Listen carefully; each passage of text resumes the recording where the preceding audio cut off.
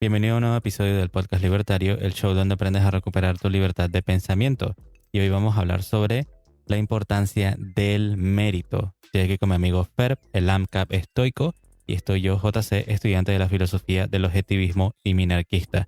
Si estás escuchando por primera vez, recuerda darle al botón de seguir en Spotify, Apple Podcast y suscríbete en iVoox o YouTube. Y también visita nuestra página podcastlibertario.com y por último síguenos en Instagram como Podcast Libertario.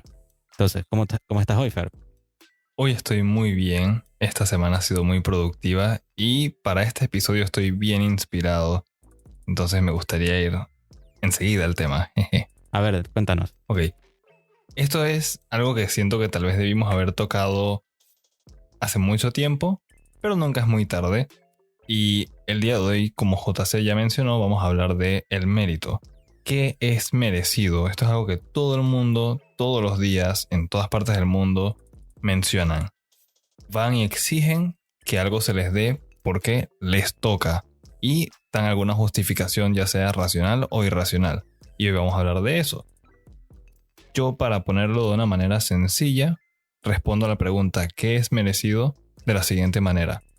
Aquello que se te debe por algo en un intercambio, algo que fue prometido por cumplir una actividad o desarrollar una labor, etc. Y tenemos varios ejemplos para eso. Tú mereces tu salario, por ejemplo, a final de mes porque hay un contrato que firmaron ambas partes de antemano, que tú le ofreces trabajo a alguien, lo ayudas y a cambio te dan una remuneración en forma de dinero. Y JC tenía un ejemplo con una tribu de cazadores mucho más sencilla que me encantó cuando estábamos hablando de esto antes de empezar a grabar el episodio.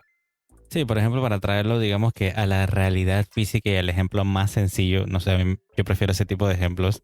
O sea, imaginemos una tribu, ¿no? De unos poquitos miembros, unos 20 miembros.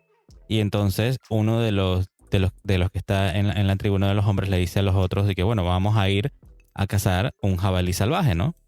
Vamos al bosque y vamos a tener que hacerle algún tipo de encerrona. Tenemos que quemar ya sea maleza para que el humo asuste al animal y tenemos que llevarlo hacia, no sé, hacia alguna pared de roca o algo así para entonces hacerle la encerrona y poderlo cazar, ¿no? Entonces él va y resulta que no muchos quieren unirse y solamente otro amigo se le une. Entonces van, uno de ellos es el que realiza la quema de algunas hojas secas para hacer humo y entonces entre los dos consiguen cazar el animal al final. Entonces ambos traen entonces el jabalí salvaje hasta la tribu y resulta que salen el resto de los hombres a los que ya les habían dicho porque dicen que ellos merecen parte del jabalí por ser simplemente parte del grupo. ¿Qué tú interpretarías de eso, Fer? Ok, a esto es a lo que me refería por la justificación racional e irracional para pedir que se les otorgue algo diciendo yo me lo merezco. En este ejemplo, los que se quedaron en la aldea de la tribu, que no fueron a trabajar, están buscando una justificación irracional diciendo porque nosotros somos vecinos tuyos o somos amigos tuyos, a pesar de que no contribuimos al trabajo que hiciste para conseguir ese jabalí, a nosotros nos toca algo. No está basado en nada concreto. Simplemente sacaron una justificación del aire y piensan que eso es como deberían funcionar las cosas. Y la justificación racional aquí sería que las personas que sí fueron a cazar el jabalí son quienes deciden qué hacer con el fruto de su trabajo. De nuevo, de antemano ellos podrían haber acordado cualquier tipo de contrato o digamos que alguien les haya prestado una lanza o alguna herramienta, entonces a cambio ellos le van a dar algo a esa persona.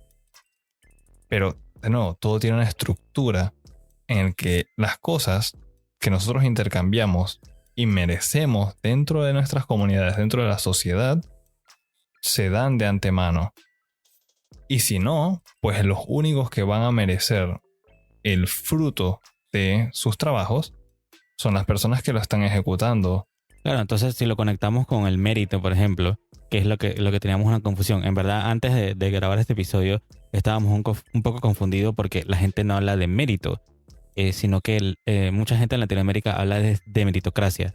No vamos a meter ese tema tanto aquí, porque lo que queríamos era separarlo de eso, que es como más un sistema, sino que solo queríamos hablar del mérito, de lo que es merecido e inmerecido. Y entonces, como en el ejemplo de los cazadores con el jabalí, o sea, ellos tienen el mérito de haber hecho el trabajo, el mérito de haber pensado, usado la razón y tener el fruto al final que era la presa, ¿no? Entonces ellos tienen el mérito de haber logrado cazar esa presa y al final ellos tienen, digamos que todo el derecho de dividirse a 50 y 50, o como bien hecho algún tipo de acuerdo. Lo que me llama la atención es eso que mencionabas, es que de repente podrían haber hecho un acuerdo con alguien más y que bueno, si cazamos, tú te encargas de limpiarlo, te encargas de cortarle todo por completo y picarlo. Y esa persona también se lleva, digamos que una parte. O sea, como estas personas, digamos que estos miembros de esta tribu, sí pueden llegar a hacer ese tipo de acuerdos. O sea, no eran simplemente salvajes que se van a matar unos entre otros. Porque, digo, por algo viven en una comunidad, ¿no? Me resulta bastante, digamos que fascinante, ¿no? Verlo, aunque lo llevemos a lo mínimo de una sociedad, o sea, digamos un pequeño grupo, aún así los intercambios voluntarios y los intercambios entre privados es lo único que funciona al final. Si es que queremos paz, ¿no? Claro, es la única forma que tenemos de interactuar con otros seres humanos y colaborar. Si no se hace de manera voluntaria, por medio del uso de la razón, no va a funcionar. Y la comunidad, entonces, sea cual sea, y no importa el tiempo en el que esté tampoco, terminaría colapsando. Así que esto no solamente aplicaría para esta tribu de cazadores, sino también para nuestros tiempos.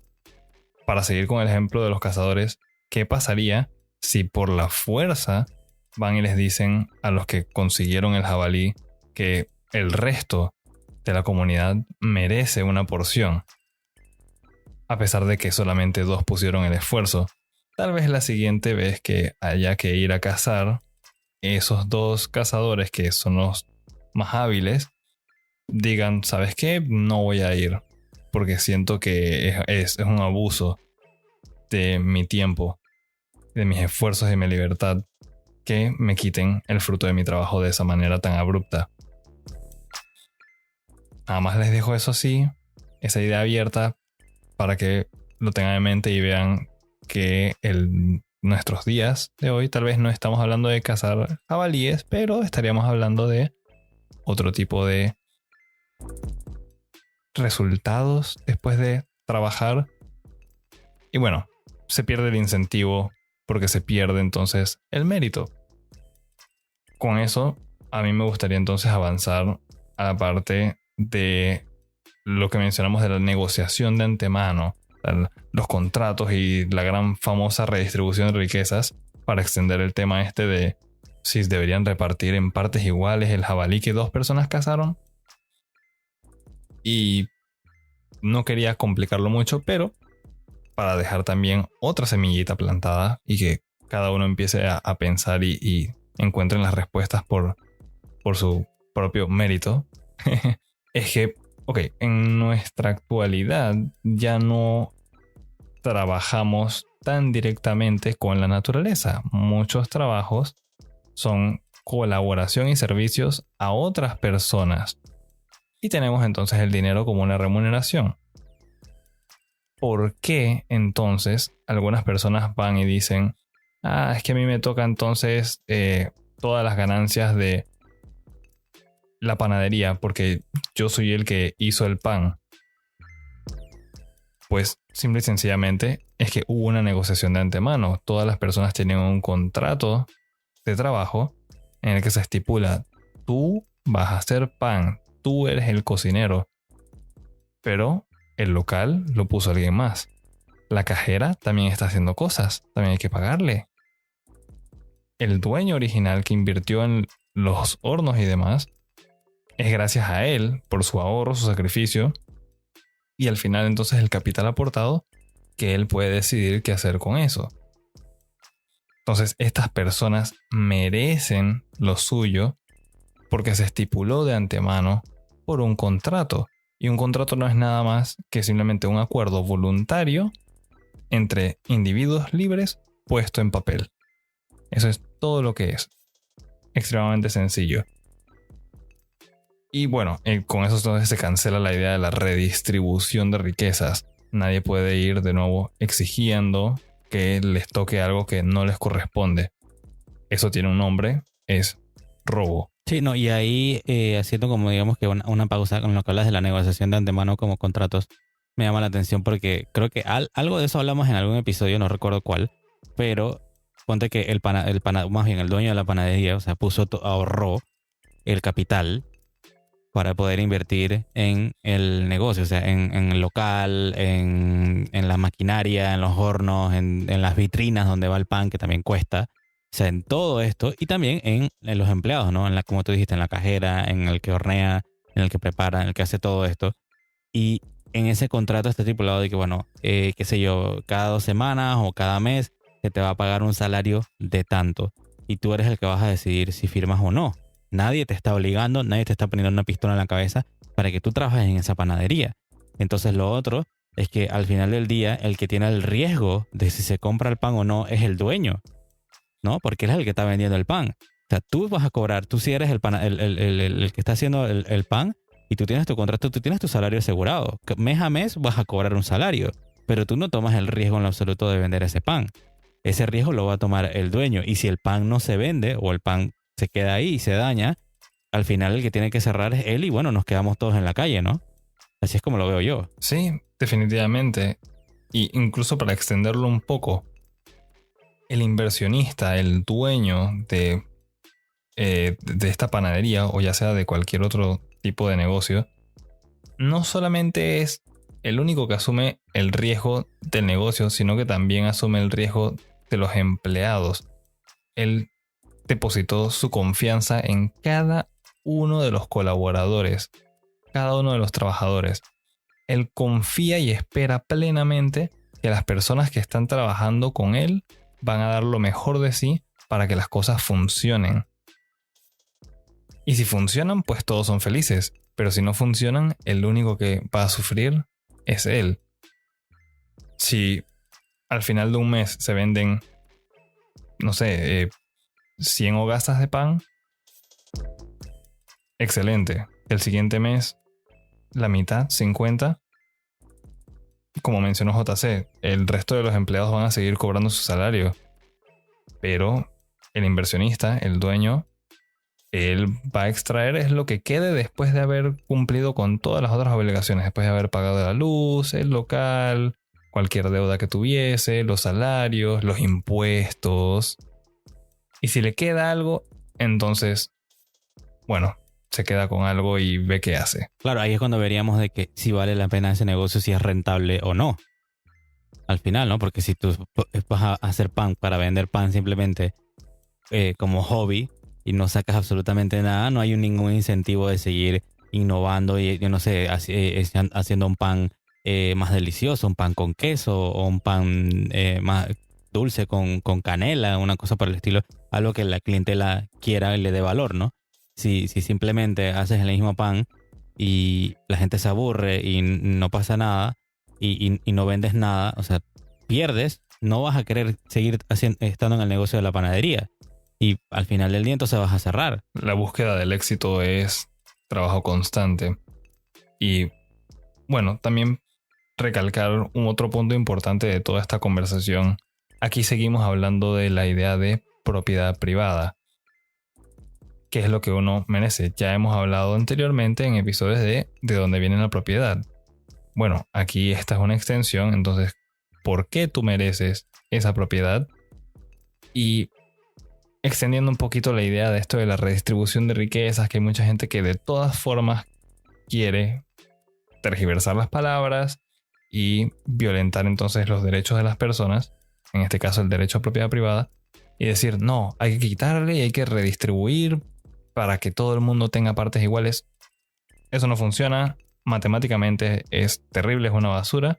Y pasemos entonces a la idea de que, lo voy a decir puntual, una mayoría democrática no debería jamás tener poder de violar los derechos de una minoría. simplemente porque una gran cantidad de personas digan nosotros nos merecemos parte de las ganancias de esa fábrica o parte de la comida que esa persona tiene o una porción de ese jabalí que esos otros 2 recolectores consiguieron, no significa solamente porque la mayoría esté de acuerdo que están bien. Aun si como un individuo, pues la minoría más pequeña se le catalogase de loco, mientras esté utilizando la razón, es muy probable que los demás sean los que están equivocados. Y también creo que el ejemplo más sencillo de entender es en tu casa. Como yo dije anteriormente, tu casa debe ser un lugar sagrado. Y si tú eres un hombre y tú traes tu salario y con ese salario alimentas a tu familia, a ti no te gustaría que tu vecino, que no tiene nada que ver contigo, que no te conoce, que no es de tu sangre, que no es tu familia, que no es nada, ni siquiera es tu amigo, él y el resto de los vecinos digan, vamos a votar para ver qué hacemos con tu salario. Eso no tiene sentido, es totalmente injusto. Sí, exacto. A esa otra mayoría, a pesar de que puedan ser 5 casas contra una, o sea, 5 familias contra una, el simple hecho de que sean mayoría no les da el derecho de violentar la propiedad, vida y libertad de una persona que sea minoría. Totalmente. Bueno, entonces, ¿quieres pasar a la reflexión final? Por supuesto. Entonces, cuéntanos. Ok. A mí me gustaría que se vayan con la idea de que nada, como siempre lo menciono, nada es gratis. Pero uno puede trabajar por conseguir cosas que a uno le van a traer satisfacción y lo van a hacer pasar una vida más próspera y satisfactoria. Después de trabajar por tu libertad, solo entonces vas a ser merecedor de ella, para que la puedas disfrutar de la mejor manera como tú quieras. Y con eso los dejo. Bueno, lo mío sería entonces que recuerda que para poder sobrevivir, para poder mantenerte con vida tú y tu familia y tus seres queridos, necesitas primero producir. Así que es necesario trabajar. Tienes que producir algo primero y luego eso que produces lo vas a intercambiar de forma voluntaria en el libre mercado. No hay otra forma. Y los otros que quieren tomar o robar del fruto de tu trabajo no se lo merecen porque el mérito de eso que produjiste es tuyo. Así que al final del día hay que pensar en eso, en ese mérito y no en los que te dicen las personas de que ellos se merecen tal cosa porque simplemente son de tu apellido o son de tu barriada o de tu barrio o lo que sea, o de tu país incluso, porque hay gente que piensa eso al final del día, ¿no? Entonces, si es tu primera vez aquí, dale al botón de seguir en Spotify, Apple Podcast o YouTube y síguenos en Instagram como Podcast Libertario. Recuerda también entrar en nuestra página web podcastlibertario.com para enviar tus preguntas y contactar con nosotros. Gracias por escuchar entonces el episodio y en el próximo tendremos un nuevo hashtag Destazando Libros sobre la producción de la seguridad que trata sobre la seguridad privada. Es un tema que no hemos tratado hasta ahora. Entonces, por último, comparte este episodio con tus amigos y familiares y recuerda, tenemos una cultura por salvar. También recuerden que nada por parte del gobierno es gratis y nos escuchamos en la próxima.